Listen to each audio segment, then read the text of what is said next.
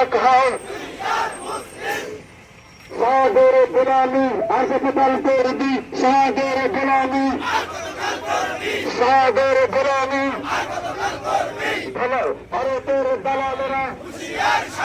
হুঁশিয়ার সাবধান দালালি আর করিস না থাকবে না দালালি আর করিস না দালালি আর করিস না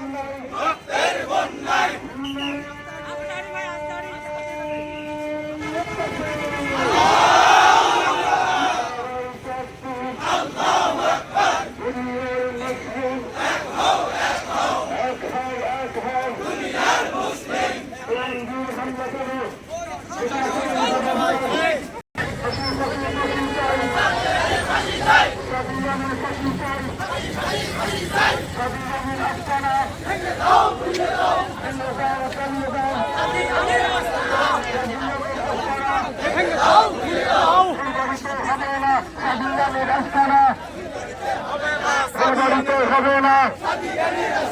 স্বাধীনের আস্তানা ফুলবাড়িতে হবে না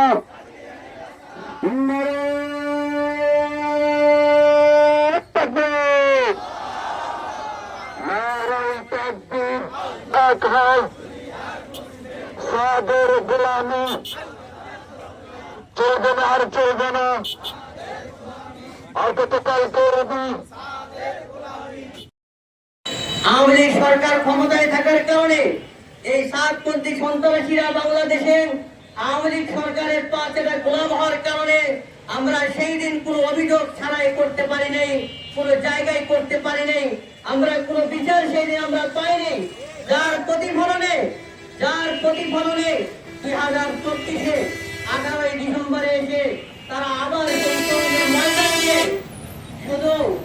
শুধু আহত করেনি, আমাদের চারজন ভাইকে শহীদ করে দুনিয়া থেকে বিদায় করে দিয়েছে। অতএব আমি অন্তর্বর্তীকালীন সরকারের কাছে দাবি জানাচ্ছি, ফুলবাড়ির পক্ষ থেকে যারা আমাদের ভাইদেরকে শহীদ করেছে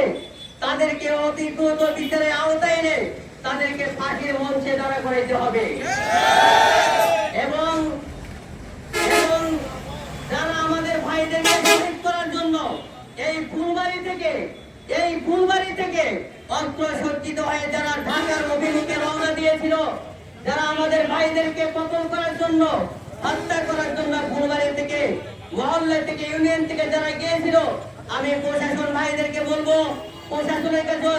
আমাদের আকুল আবেদন থাকবে প্রত্যেকটা পাড়ায় মহল্লায় থেকে এদেরকে গ্রেফতার করে উপযুক্ত শাস্তির ব্যবস্থা করতে হবে এবং আমাদের দাবি থাকবে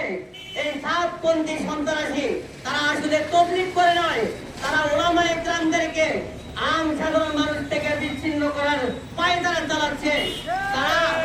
ইহুদি খ্রিস্টানের দালাল হয়ে তাদের এজেন্ট বাস্তবায়ন করার জন্য পায়তারা চালাচ্ছে। অতএব আমি আমার প্রশাসন ভাইদের কাছে এবং উদ্যোগী কর্মকর্তাদের কাছে আমি দাবি জানাবো, আমাদের ফুলবাড়িতে সাতপন্থী সন্ত্রাসীদের কোনো কার্যক্রম কোনো মসজিদে চলতে দেওয়া হবে না।